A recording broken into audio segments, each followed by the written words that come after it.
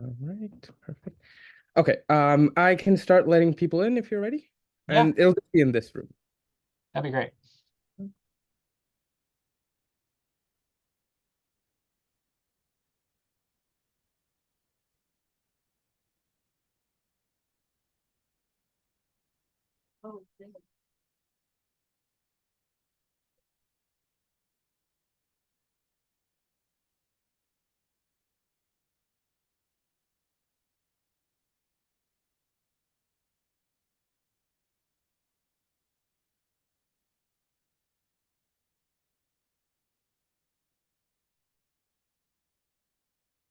All right.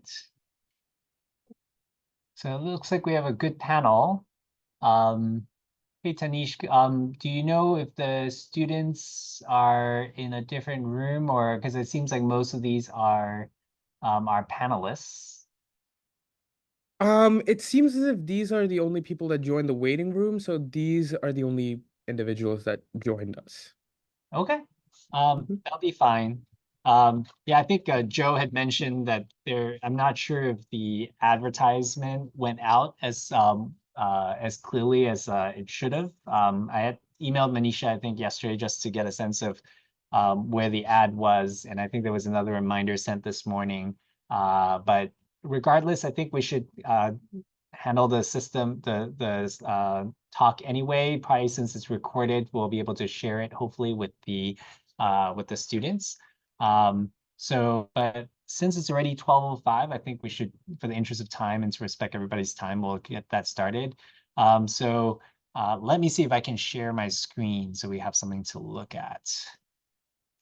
Here, screen one. So I can hopefully go to slideshow mode. Okay. Um, so I'm gonna assume everybody can see this, but I feel like that's like the most common phrase used in Zoom nowadays.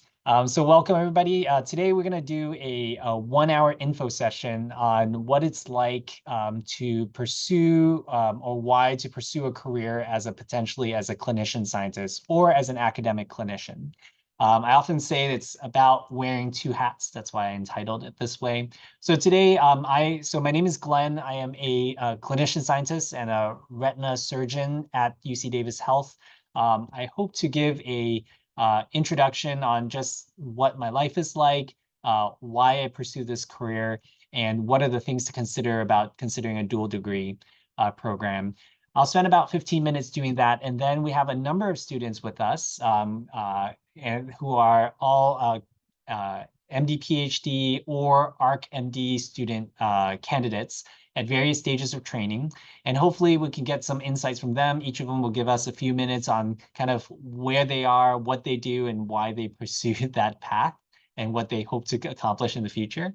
And then we'll open up for questions and we'll move on from there. So a little bit of background about me. This is, if you guys know, this is a map of Manhattan. It's actually our subway map. I actually grew up on the East Coast. I grew up in Brooklyn down there. I went to a high school in Lower Manhattan. Then I did research actually at the Rockefeller Center at Rockefeller University in Midtown. And then I moved uptown to Columbia where I did my college. And then I left the city and went up to Boston, where I did medical school, where I did my MD, PhD, and then back down to the south on the East Coast at Duke for vitreoretinal surgical fellowship. And then ultimately ended up at UC Davis. So the reason why I show this map is that I'm definitely not a West Coast person by training. I've been up and down the East Coast all my life. Um, what I really enjoy about my career now is that I essentially are involved in various stages of translational research. Whenever we talk about translational versus basic research, we're talking about research that actually leads to treatments. So our lab is located in Tupper Hall here on the Davis campus, where we use mouse or mice as models. But we also study monkeys. These are non-human primates. UC Davis is home to the California National Primate Research Center. And we also do clinical trials and various research at the Eye Center in Sacramento. Um, I would say at least my own lab is I kind of work at the confluence of eye imaging, translational biology, like testing therapies in mice, trying to recreate diseases by simulating them and modeling diseases, and then some clinical research dealing with images. The goal is not for me to talk about my research, but examples of projects that are considered translational include using things like CRISPR-based gene editing as a tool to knock out a gene that might be a disease-causing mutation, using animals to recreate, as I mentioned, model diseases. And I study a disease called macular degeneration or age-related macular degeneration. We also use essentially models that we create, like we create a little patch of damage in the retina, like this little patch here, and use gene therapy to edit it.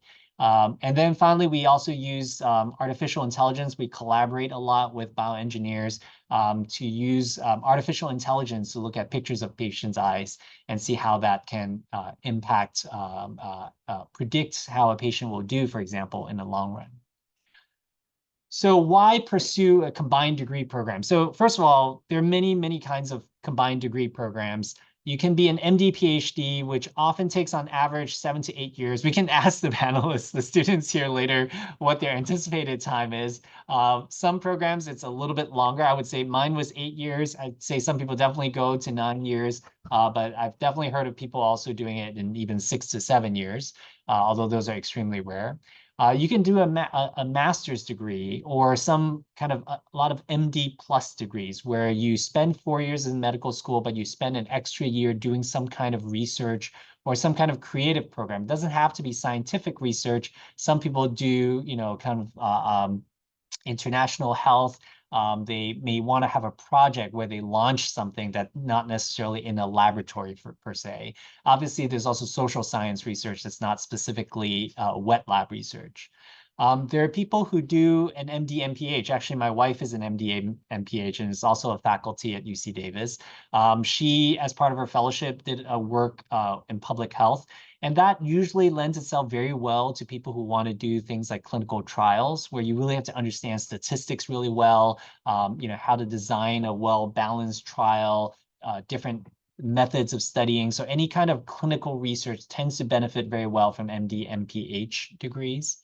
MD, MBA is definitely a different animal that often about 5, sometimes 6 years, that gets you a degree in understanding like finances and specifically like health science, finances. So these people often do very well as like a CEO of a health system or trying to build a practice if you're in private practice or in administrative roles, like, being a medical director that is a doctor, but also manages people very well. There's also MDJDs. I would say that that's probably the least common path that I've seen. There are definitely people out there. They obviously navigate the world of medical legal aspects. They often will work very well with industry because they're aware of things like intellectual property, how to manage patents, and but also how to deal, like right now we work with MDJD on trying to figure out like if Google wants all these images of patient eyes to do their research, is that legal? How much patient privacy is there associated with a picture of a person's eye if it's non-identifying, but then also a retinal image could be considered protected health information. So those involve a lot of lawyers and legal aspects. So why do I want to be, for this focus, this session will be on clinician-scientists.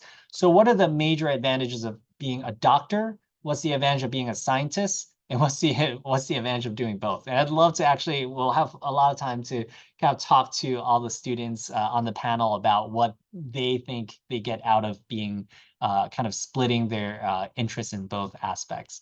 So, and obviously this is just my interpretation of it. I think being a doctor, the biggest benefit is being involved in patient care. You get to, there's nothing that can beat like meeting a person and actually taking care of them as their caretaker, but also making their health decisions for them. I know you can some people are like, oh, I want to be a doctor because I want to help people. You can help people a lot of ways. You can be a chef and be helping people. I'm sure you bring a lot more joy as a chef sometimes than as like a doctor when you have to give bad news, for example. So it's not just about like being able to be, happy and all the time and helping people, but also being part of their taking care of somebody in the most deepest and closest way that a person will feel. I do believe that patient care, as time goes on, has evolved to become more and more algorithmic. A lot of health systems like Kaiser have very specific ways by which you have to take care of patients. Obviously, we still make the decisions for the patients or with the patients, but there are a lot of like rules like, oh, you can't use this drug unless you've tested drugs A and B. Oh, have you reached your quota for, how many diabetics have to have their A1C checked? To hit a certain benchmark to make sure that you're taking care of people the right way. Um, so there's a lot of kind of defensive aspect to patient care as well.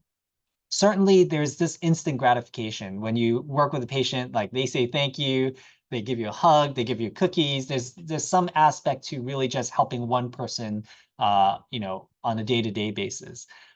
Certainly, being a doctor is a very stable job. In general, healthcare professions are very stable. You don't suddenly triple your salary in any given year, but you also generally don't lose your jobs very often, unless there's a dearth of sick people around, which rarely there aren't. And then finances wise, I would say physicians generally make more money for the same amount of work that a certain scientist, basic scientist would do. So why then would I become a scientist? So many of you are interested in healthcare because of the science. Like you like your STEM classes, your biology classes, your chemistry classes. When you take care of patients, you actually lose a lot of that aspects. You kind of start thinking about like, oh yeah, you just need like whatever this anti-VEGF agent, but you don't really remember how does VEGF signal through. You don't really necessarily need to know that. You might just remember that's the drug to give. Whereas I think as a scientist, we aren't really have a mentality of questioning why we do certain things and how and what's the best way to take care of patients. And in a way, I think that bringing that aspect to patient care really makes our care more systematic and more data-based and more evidence-based, as opposed to, I think some doctors sometimes are so far away from the science that they're just like, oh, I feel like doing this drug because I am the master of, whatever, renal cell carcinoma, and I know what's best for you, as opposed to someone who actually looks at the data and look up clinical trials and have results. So I think that aspect can be helpful to being a clinician as well. There's a lot more creativity in science, I would say, especially if you're in academics. You can really choose what you want to do and what are the questions that beckons you. And you generally aren't really answering to, a patient. You're really just there to care for that person. Whereas science, you can really choose as, any question that you'd like to do. Certainly the gratification is a lot more delayed. You don't get, a cookie right away, but you might be on the path to maybe in 10 years helping tens of thousands of people with a discovery. But it's not something that you get as quick gratification. There's a lot more flexibility. I don't have to wake up as early on research days. I can go home earlier on research days. But you certainly gain a lot more prominence. I think when you're in private practice, for example, no one knows who you are. You're just kind of turning away. Your patients love you, but you might not be known on the world stage. Whereas I feel like my scientist side of me has gained me a lot more a reputation on the national stage. Like people will invite you to go give grand rounds. If you can't really do that, if all you do is just take care of patients and don't do anything creative or academic. So I think that like I spend a lot of time, I work with industry, they consult with me on new drug developments. And I get invited to different places to give talks. And I think that there's some fun aspect of that as well. Finally, what does an average workday? Everybody like, what does a life of a clinician scientist look like? So this is exactly my work life. So I'll just show it right here. So I drop off my kid on Monday at 8 a.m. I start essentially most of the day will be in the lab. I have lunch with my lab. Actually, this office is like a half a lunchroom because I've converted that way so we can all like sit together. It sucks that I'm in the middle of a meeting like this because then actually my lab right now is probably having lunch without me. And then I usually leave pretty promptly to pick up my kid at 5. So I am able to pick up and drop off my kid on the same day that I have research because it's flexible. I do a lot of after-hour work, and we can talk about work-life balance. I do think you spend a little bit more time in life juggling 2 careers. Tuesday is very similar. I just start earlier because of the faculty meeting. Wednesday is my clinic day. So you can see I start morning conference at 7. So that day, my wife does the drop off and pick up. I leave at 7. So it's more like a 12-hour day. I see 25 patients in the morning, 25 in the afternoon. And generally, clinician scientists have to have a more busy clinical volume on your 1 or 2 research clinical days, because otherwise you can't really just see 5 patients a week and hope to have a clinical practice. Thursday's my OR. I spend, usually I try to sneak in between OR cases while they're cleaning up like half an hour. I will check my emails and catch up with meetings. And then Friday is my other kind of clinic, didactic, and research day, where I spend the morning doing grand rounds and having meetings, and then in the afternoon I have another clinic, and then I leave for work. So that's kind of like my summary in a quick encapsulated 15-minute lecture. So I think the next step I'll have, now that we have more people on the call, which is great, I wanted to open it up to our panel. And I actually had a specific list. Let me just open up my own. I was going to start with, so all the students are on the panel are on video. You guys tell me, do you think I should start with the youngest at the earliest stage and then advance, and then maybe each person give, okay, I got thumbs up from Anna, that's perfect. So maybe we can start with Joe. I think you're a MS1 in the MD PhD program. So I was going to have Joseph Morrison start first, and then let's do, I think my sequence is going to be Joseph, Alexa, Jonathan, Nithya, Anna, and then if Ruth, if she can join us, but I don't see her on the screen right now. That way you guys kind of see the different stages. So just, 5 minutes, give me kind of like what, why you chose the MD PhD or ARC MD program. And then for those of you who are already in a research lab, what you do, and then kind of what you envision your career to be like in the future. All right, Joseph? Yeah, sure. Hi, everyone. I'm Joe or Joseph. This is Frank hanging out with me. I just got a puppy, so I can't leave him alone yet. But yeah, I'm a first year in the MD PhD program. I'm also a graduate of Davis. I have my Unitrans hoodie on. I used to drive for Unitrans. I'm a Davis person through and through, so picking to stay here was really easy, but picking the MD PhD was a little bit more difficult. For me, I started as an engineer. So I did the biomedical engineering program at Davis. And I didn't really decide to do medicine until about junior year when I worked at the hospital. And for me, it was always like I was so interested in design and I was so interested in research. And I really dove into that. But I felt like, as Dr. Yu was saying, like a part of it was missing where I didn't have a lot of interaction face to face with people. And in working at the hospital, that's something I really learned that I love.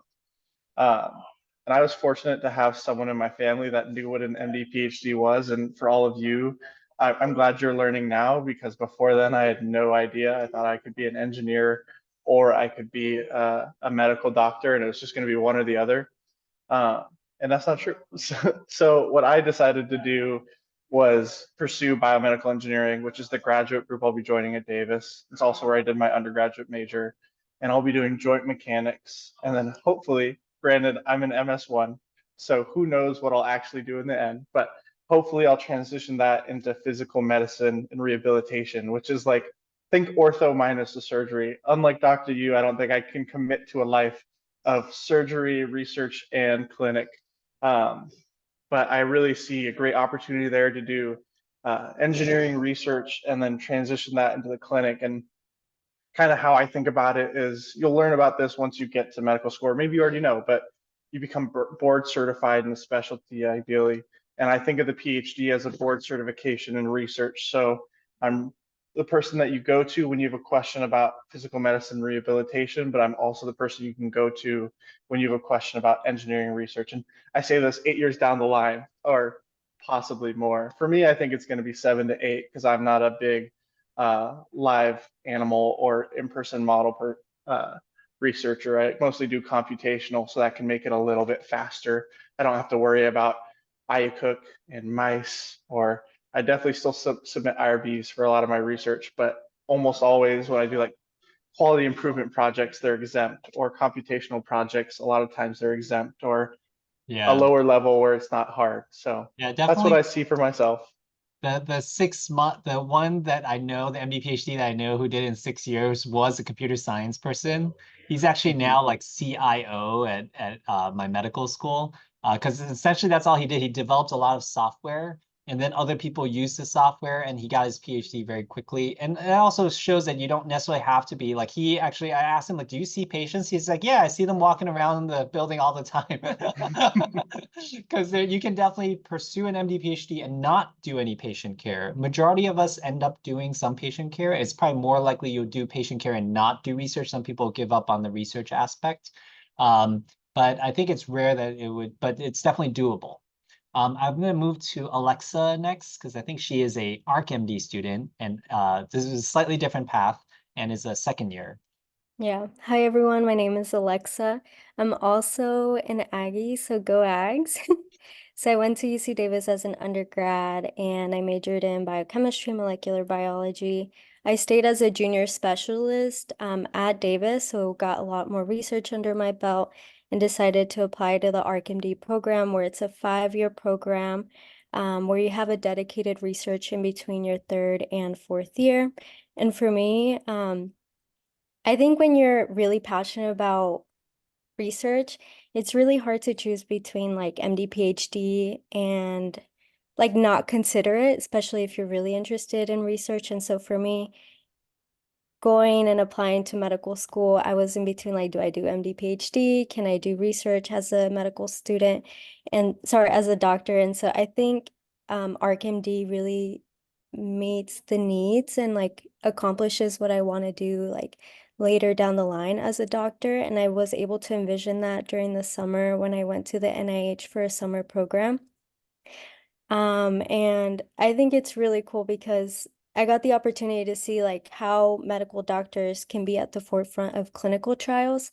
And particularly for me, my interest is in like cancer research, and I'm also interested in like being able to combine cancer health disparities and being able to like advance equity within science and research.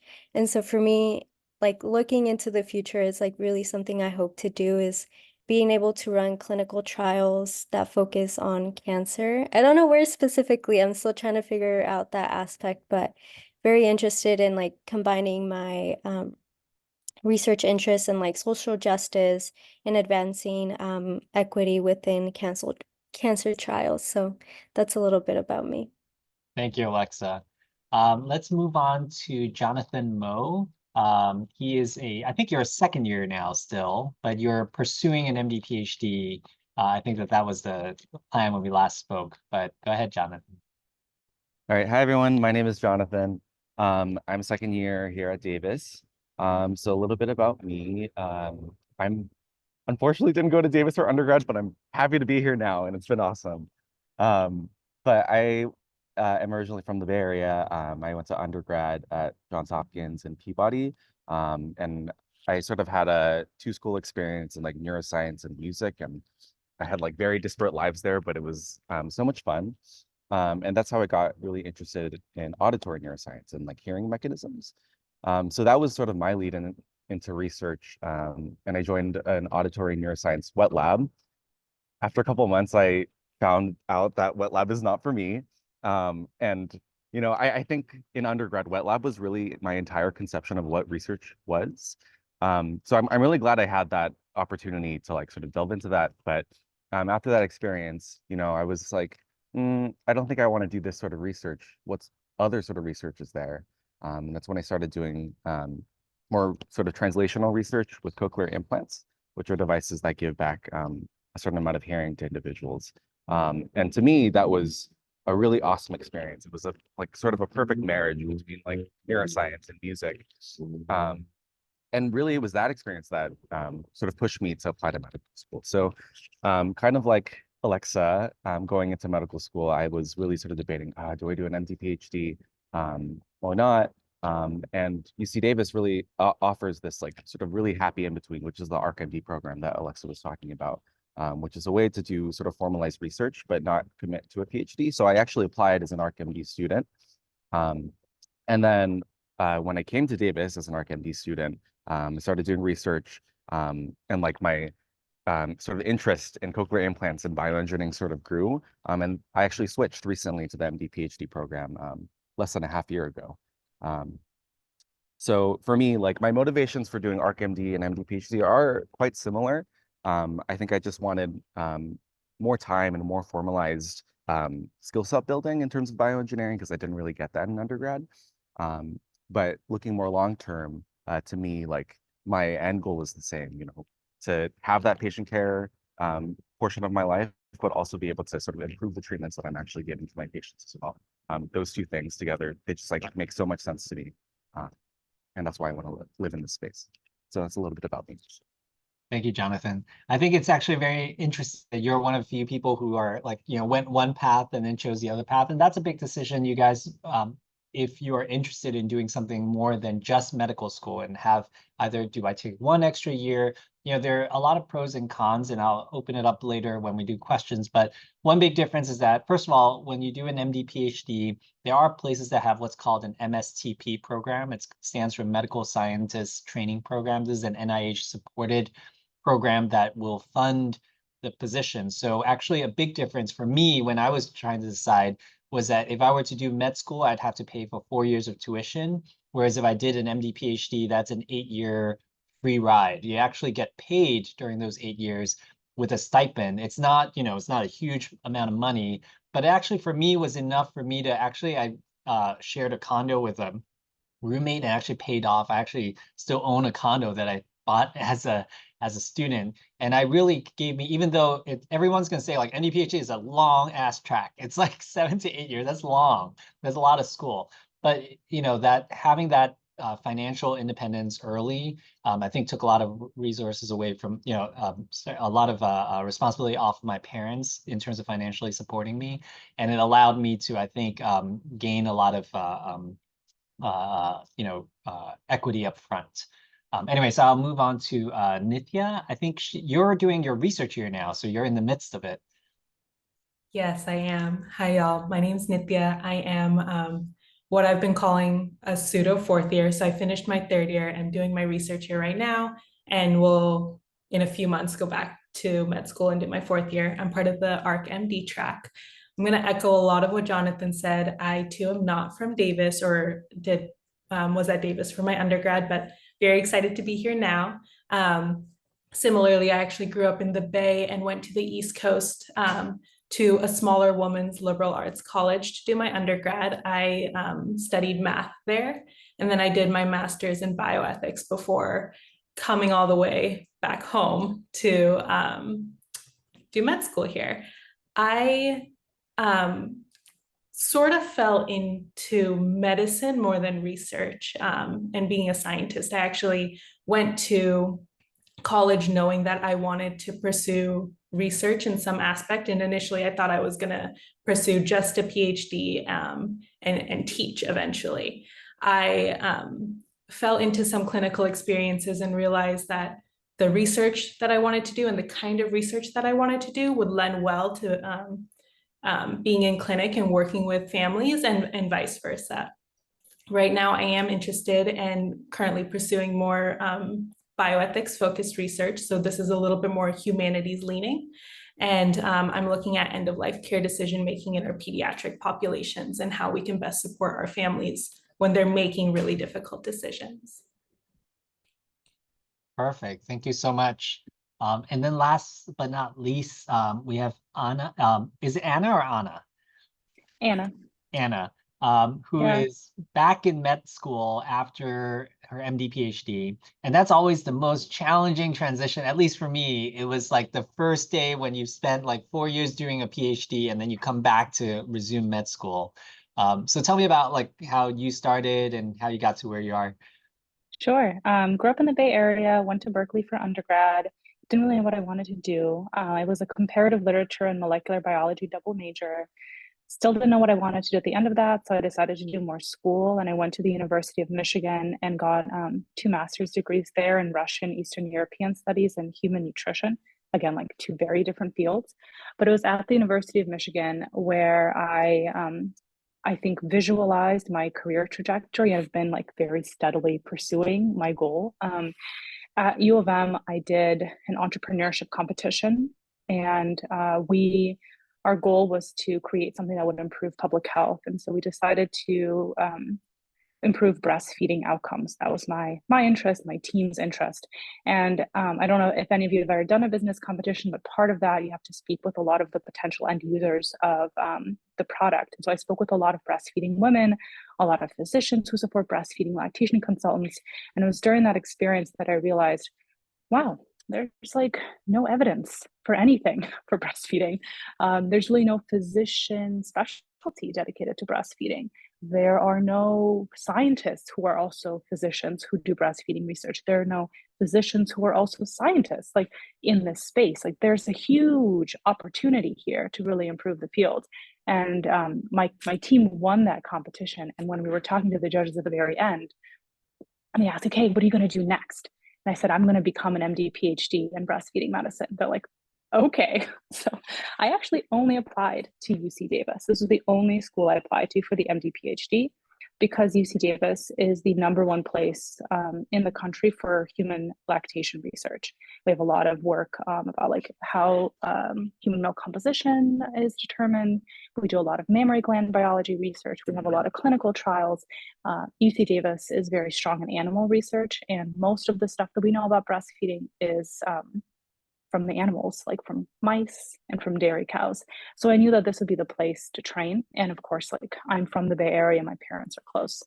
So that was in 2015. I started med school in 2015. And I did my PhD in comparative mammary gland biology. I studied how stress and stress hormones regulate milk production using large animal and small animal models. I graduated with my PhD in 2022. And along the way, I had 2 children. So that's why I'm currently entering year 10 of the program. So I took a full year off with the second kiddo because not taking any time off with the first was a terrible mistake. And I was very burnt out and very tired, mostly a zombie for like 2 years in the PhD. So I took a full year off and I came back to finish medical school last year. And I'm almost a 4th year med student. I have like 2 weeks left of my pediatrics rotation. But kind of where am I at? Like, what am I going to do with all this knowledge now? So I actually accepted a position last year. I'm currently adjunct professor at the University of Rochester, where I help breastfeeding medicine fellows, so physicians, attendings who want to become specialized in breastfeeding medicine. I teach them how to do research. So that's my current job that I do on the side outside of medical school. And I plan to have a primarily research career as a dermatologist. Actually, a dermatologist that specializes in nipple and breast conditions, because I found that even though we have OBGYNs in my field, we have pediatricians in my field, we don't really have anyone who specializes in lactational related nipple and breast diseases, not breast cancer, but all the other stuff outside of breast cancer. And so that's that's the plan that I have for myself, is to have, a day of clinic per week where I see patients from around the country, around the state, who have really difficult to treat conditions. And my current research since my PhD, I've gotten multiple grants, and I collaborate with individuals across UC Davis and at different institutions to develop, validate, and launch into the clinic setting a new kind of device that can non-invasively biopsy human skin and give you amazing resolution down to the level of the cell, what's going on inside the skin, to be able to diagnose nipple complaints without ever cutting a nipple off and looking at it under a microscope. So if any of you have any questions about how to visualize your future and create a field and a career out of something that doesn't exist, I'm happy to talk to you about it.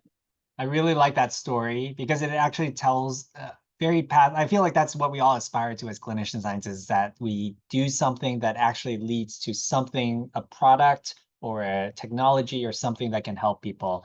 Actually, as a reference, one of the things I'm established in the field was this new delivery method for gene therapy in the eye using a microneedle.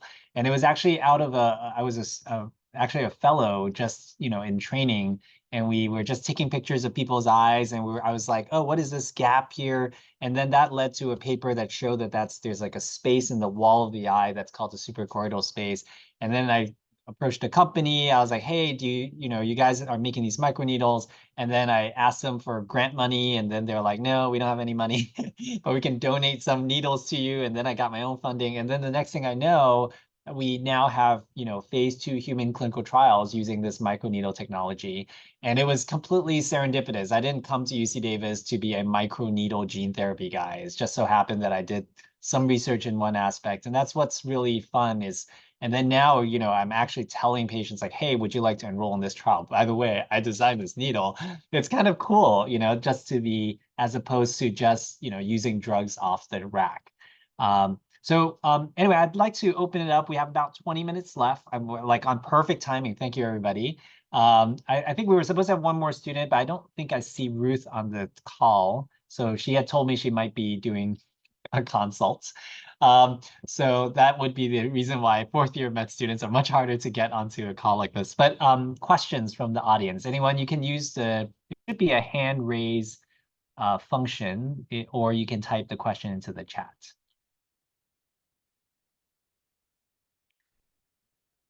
So while we're waiting, actually There's 2 questions there, Dr. Yiu. There's Oh, from Julie and from, yeah. Where are they? Oh, I see one. Okay, here we go. Julia Cameron, do you want to ask your question? Thanks. Yeah, so hi, I'm Julia. I'm a second-year biochemistry major at Davis right now, and I've been really interested in MD PhD for a while, but haven't really got to talk to anyone either in a program or who holds one. So first of all, thank you so much for being here today. My question was, right now I'm kind of in the stage where I'm trying to gain different experiences to see if MD PhD is right for me and to help with my acceptance to those programs. So right now I'm currently working in the lab on campus, but right now I'm struggling to find clinical research experience, or not clinical research experience, and more clinic experience in general. So I was just wondering if maybe the panelists could share their experience on getting the experiences needed to pursue your careers.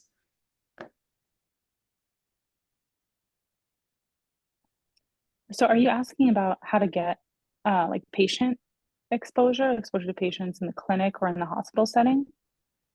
Yeah, and just in general, like different things you maybe did in like your undergrad and post-grad in pursuit.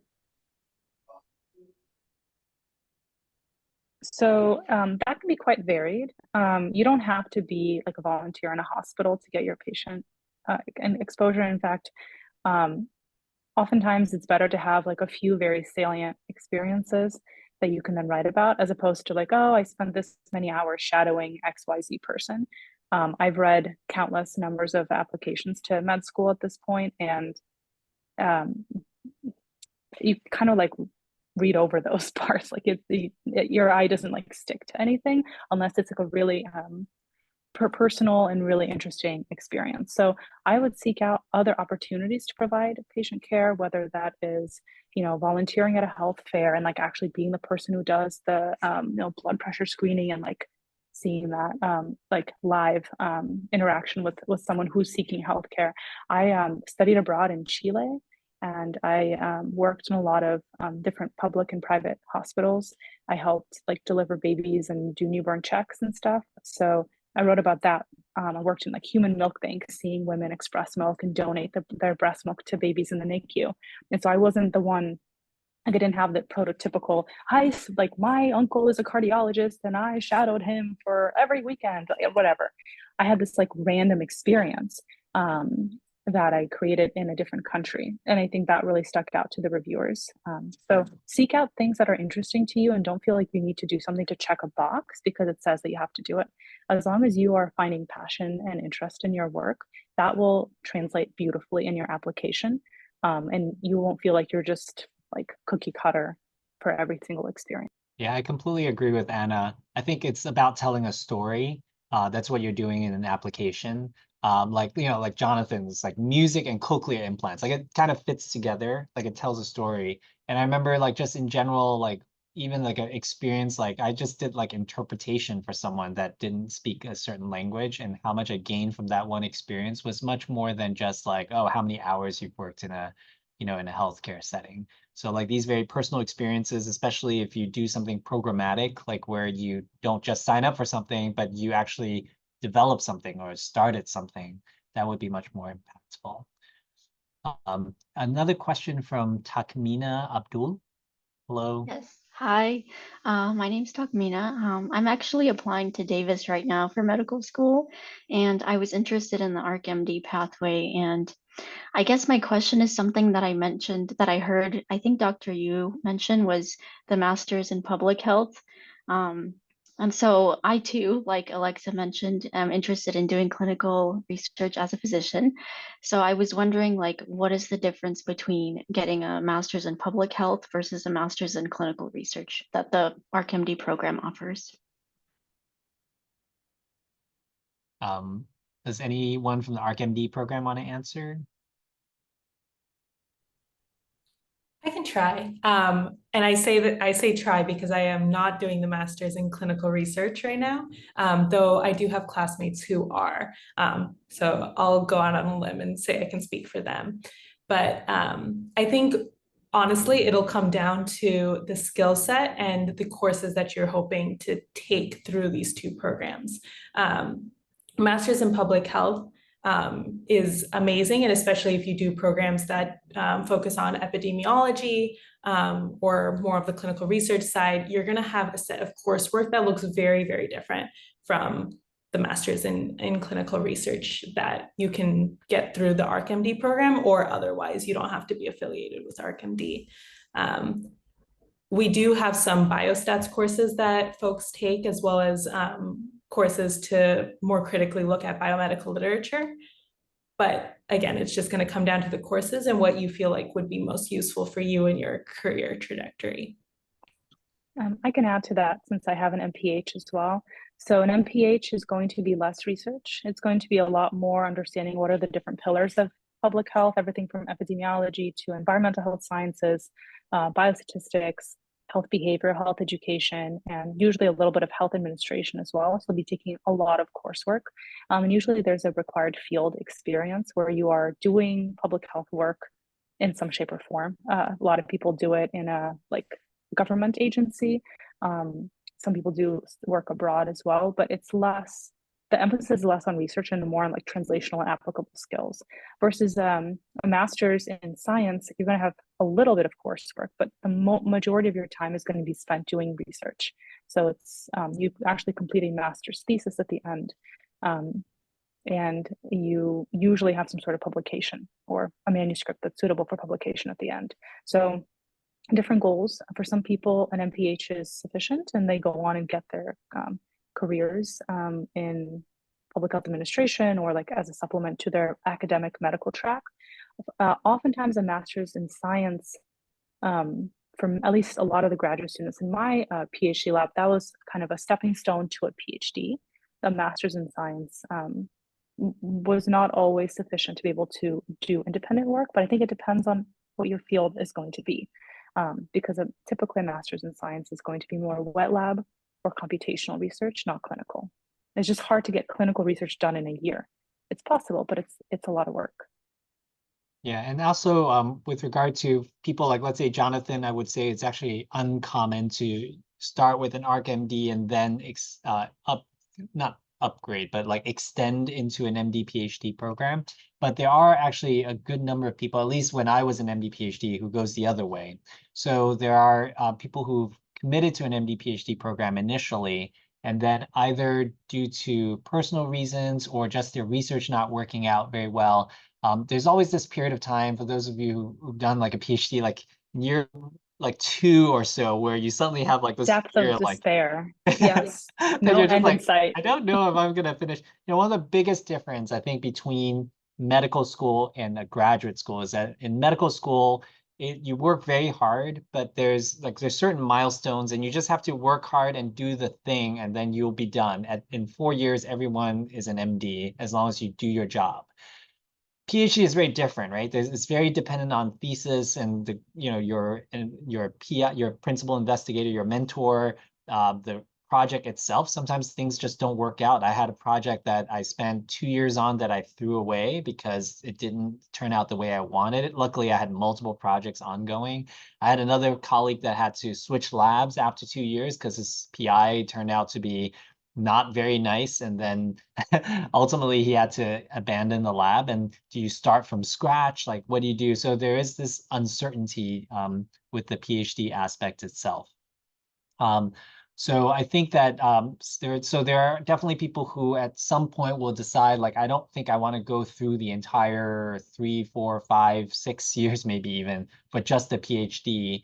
And they're kind of cutting their losses and will end it early with usually most graduate programs will give you a master's of some sort. And they're all smart, capable people. It's just, your life decisions will change midway. And so just like Jonathan can go from, oh, I want to do more than just 1 year and do a full PhD, you can also go the other way as well. Generally, I don't know how it is handled from a finance standpoint. Generally, the program doesn't want people to quit, obviously, a program because it's funded by the NIH. But generally, you don't have to pay back money that's been used to support you at the beginning, but you won't get any funding going forward, obviously, once you leave the MD PhD program. Other questions? Yep. On a similar, what are your advice? Okay, here we go. I see a question. Yeah, I can cover this question. What's the advice in terms of picking a PI? And then how do you pick your thesis lab? There's different schools of thought. Some people will say go to the lab that has the best funding, because then you're not the one writing grants. There's no concern about you like having to teach a lot, like being a TA or a GSI. That doesn't always work for all fields because not all PIs are going to be NIH funded. For example, my PI, he's an animal scientist. He gets a lot of funding from non-NIH funding. So, that's one school of thought. It's nice to be funded and not have to do any teaching. And then another school of thought is look at the track record of your PI. Has this PI ever worked with students who are dual degree students? Has this PI ever helped students get their own grant funding, like an F31 or an F30 award, which is an NIH award for training? And kind of look at that. What's their track record for publications? Are they publishing things on a yearly basis? Are students' names listed as first or second author on these publications? So that's kind of, track record is really important. And then finally, it has to be a lab that is interesting to you. Because if it's stuff that is, vaguely related to your interests, or you already know that skill and there's nothing else that you can gain, or if everyone in the lab is just miserable when you go for a visit, you want it to be a good fit for you, both from a mental health perspective, but also from a intellectual stimulation perspective. So combine these 3 pillars tend to do the trick. Like, will there be money for you? Are you going to get publications out of this? Like, will you get good projects that are published? And is it going to be a good time? Like, are you going to have fun? And usually these 3 things in some shape or form work out for a good experience in the PhD. But you can never have all 3. Like, it's very rare. You're gonna have a little bit of each of them, but it's tough to find all 3. Yeah. Anyone else on the panel? Maybe how you guys chose, if you already have an PI identified, how you chose that person? I can add a couple more things. So I don't think anyone else here is actually in graduate school or has finished graduate school, because it's just Joe and I, and we're both first and second years. But it's a question that I'm really tackling right now. And I will have to decide sort of in the next, half year or so. I think everything that Anna said, are things that are all taken into consideration. But now that I'm actually having to start to choose, it's harder than I thought. It's one thing to think logically about it, but then you also feel a little bit differently. And so I feel like at the end of the day, it might just be sort of a gut decision, you know? Like right now, like I have like clear interest with like hearing science, but you know, maybe funding is not really a big of a thing. And like some people are like, oh, you shouldn't do that because funding is like the most important thing. But at the same time, like I have these interests. But I think at the end of the day, you know, what I'm going for is like, where can I build skills so that I can become like an independent investigator at the end of the day? Like if I need to do a little bit more teaching work, I mean, I love teaching anyways, so maybe I wouldn't mind that. Um, I think it really depends on your own priorities. And I think what Anna really is getting at is that maybe there isn't one answer for everyone.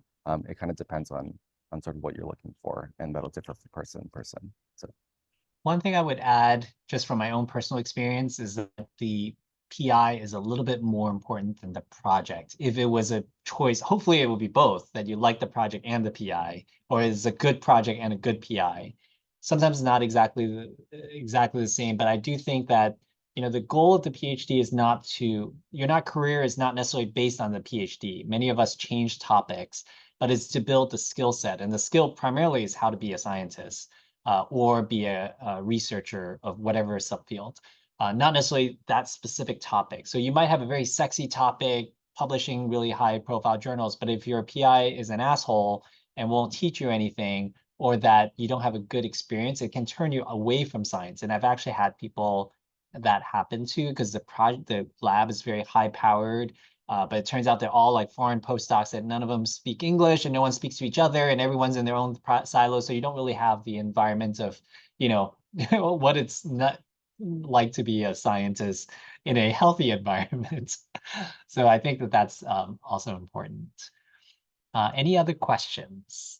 I do want to add a little bit about like how do Yes. ArcMD students go about like looking for a mentor, Yeah. if that's okay. And so I think I do want to highlight this because I feel like it's one of the strengths of the ArcMD program, and it's really the support that comes from the directors. So I am in the process of like finishing up a project and looking for a new mentor that's going to be there to support me for my 1 year research experience. And so given that the time is like super limited, I think that I you need to find a really good mentor that's going to help you support and grow within that 1 year.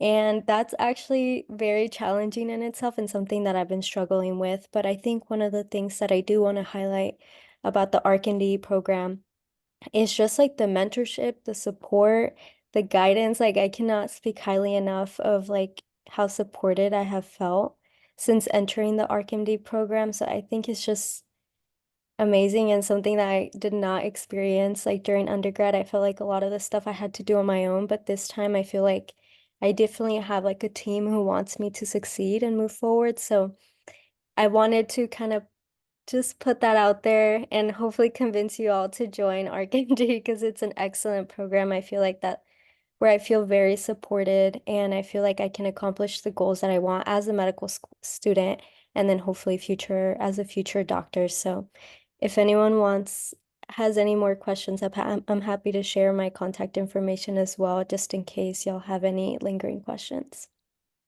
Thank you, Alexa. That's super helpful. And thank you for the pitch for the ArcMD program as Yes. well. I strongly feel both pathways, I think, have their own strengths. And it's somewhat flexible. I think that, you know, it's not like if you do one pathway, you have to be a certain type of clinician, scientist, or academic clinician. Any other questions? Thank you. One question I had, we just have a few minutes left. You know, one of the biggest challenges I find is the downsides, because we're obviously here to talk it up, but I think I just want to be more realistic too. What do you think are the biggest threats and challenges to a dual career, like doing two things, having two jobs? So Dr. Yi, you mentioned that the MD PhD program, we do get a stipend. It's definitely not sufficient in terms of like money to live by. My nanny makes more money than I do in a year. So if I didn't have support from like my husband and my parents, there would be absolutely no way that I could get my like family life started. So that is definitely a challenge because a lot of the burden of like childcare and drop-offs and pickups is on my husband, who's also a physician with a busy academic career. So I think that that is something that the MD PhD program nationally needs to work on is a livable wage and more support for childcare for individuals who, or any kind of additional care, elder care, whatever it is. So that's definitely a downside of being in this long program where you don't get money to live, Yeah. Any other? sufficient money. Yeah, finance is always going to be a challenge. I think even at our stage of a career, certainly I think that's one of the biggest issues right now is that they can't get surgeons to want to stay in research because you essentially take a salary cut to become a clinician scientist. Because one of the biggest difference I always say is that when you're a doctor, you get paid no matter what happens to your patient. Essentially you just do a good job. Everybody tries to do a good job, but at the end of the day, even if the patient dies, you still get paid. Whereas a researcher, you only really get paid for successful results. If you're a constantly failing scientist, you lose your job essentially. And so it is a challenge to be a researcher in this environment. And I do think that time is always a limit. There's always this balance of like, I have to read 2 bodies of literature. I go to 2 types of conferences. I have 2 sets of friends and colleagues, and sometimes there's overlap, sometimes they don't. So any other questions from the audience? I guess since everyone's, there we go, put in my contact info as well. So we're on our last minute, so please feel free. I think this is a very successful session. I want to thank my panelists. Thank you for coming and sharing your insights. I think it's really nice for the students to get a sense of, especially at different stages. And then also please feel free to contact us. There's so many questions that I can spend a whole another hour talking about it, but I won't take your time. And hopefully we can do this in person next year. We want to gauge kind of level of interest, and please give us feedback if there's anything we can do better in the future. So I will end the session. Have a good afternoon, everybody.